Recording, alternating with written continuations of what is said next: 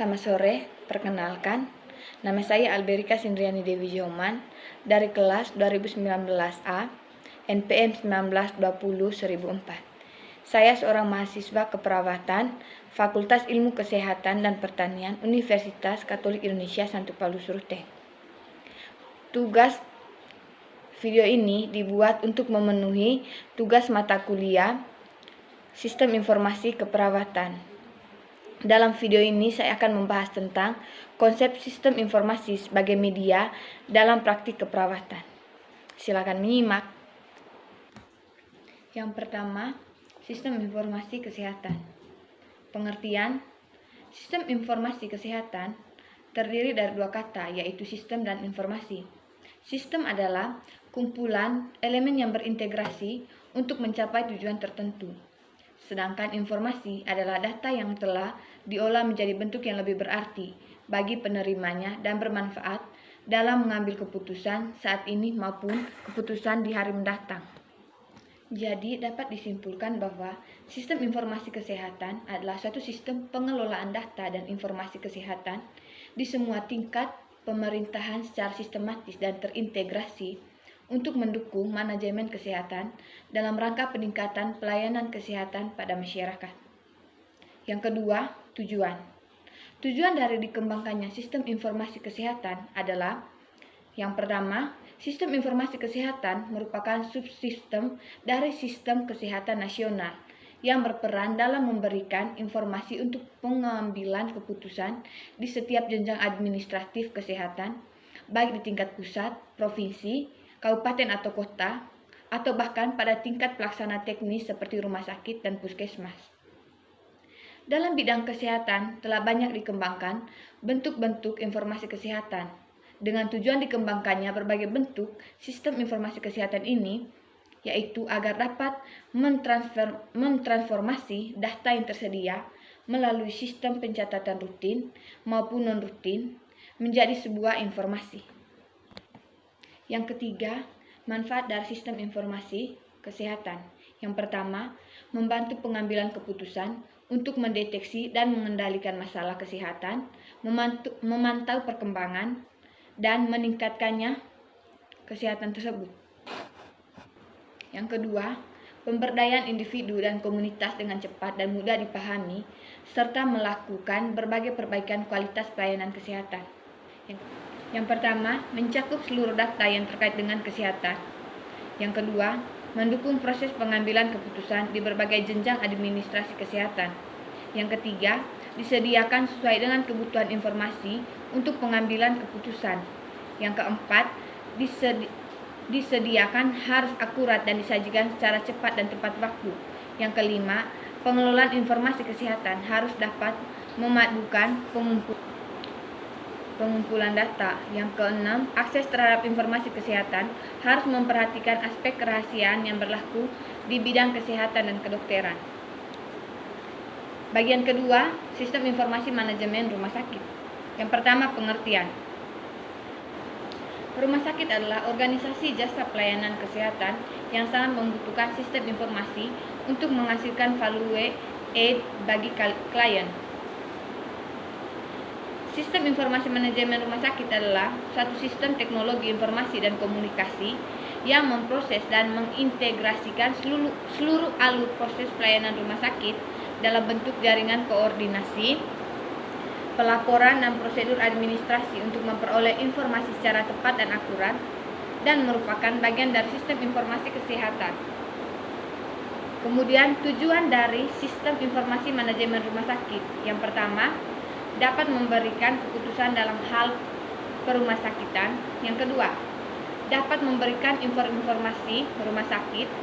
Yang ketiga, dapat digunakan untuk memantau, mengendalikan, dan evaluasi rumah sakit. Yang berikut, manfaat sistem informasi manajemen rumah sakit. Manfaat pertama yaitu pengendalian mutu pelayanan medis. Yang kedua, pengendalian mutu dan penilaian produktivitas. Yang ketiga, analisis pemanfaatan dan perkiraan kebutuhan. Yang keempat, perencanaan dan evaluasi program. Yang kelima, menyederhanakan program Dan yang keenam, penelitian klinis serta pendidikan. Yang berikutnya, prinsip dari sistem informasi manajemen rumah sakit berupa yang pertama mencakup prinsip sistem informasi kesehatan atau SIK. Yang kedua, mencakup seluruh data yang terkait dengan kesehatan. Yang ketiga, mendukung proses pengambilan keputusan. Yang keempat, disediakan harus akurat dan disajikan secara cepat dan tepat waktu. Yang kelima, pengelolaan informasi kesehatan harus dapat memadukan pengumpulan data melalui cara-cara rutin. Yang keenam, akses terhadap informasi kesehatan harus memperhatikan aspek kerahasiaan yang berlaku di bidang kesehatan dan kedokteran. Yang berikut, alur sistem informasi manajemen rumah sakit. Yang pertama, pelayanan utama atau front office. Data yang dimasukkan pada proses rawat akan digunakan pada proses rawat dan pulang. Selama proses perawatan, pasien akan menggunakan sumber daya, mendapat layanan dan tindakan dari unit-unit seperti farmasi, laboratorium, radiologi, gizi, bedah, invasif, diagnostik non-invasif, dan yang lainnya. Unit tersebut mendapat order atau pesanan dari dokter, misalnya berupa resep untuk farmasi, formulir lab, dan sejenisnya. Jadi, dokter dan perawat adalah sebagai aktor atau sumber daya manusia inti pada proses bisnis rumah sakit ini. Karena itu, sistem ini disebut juga sebagai Order Communication System. Yang kedua, pelayanan administratif atau back office. Pada proses-proses bisnis back office, melibatkan data-data terstruktur yang dapat dikelola dengan relational database management system. Selain itu, terdapat proses bisnis yang melibatkan data yang tidak terstruktur seperti alur kerja, surat disposisi, email, manajemen proyek, kolaborasi, teamwork, manajemen dokumen, dan sejenisnya. Yang terakhir, contoh penerapan sistem informasi keperawatan dalam praktik keperawatan. Pada tahap pengkajian keperawatan, penerapan standar nursing language atau SNL berbasis TI teknologi informasi yang ada dalam sistem. Pada pengkajian data, perawat tinggal memilih data yang tersedia.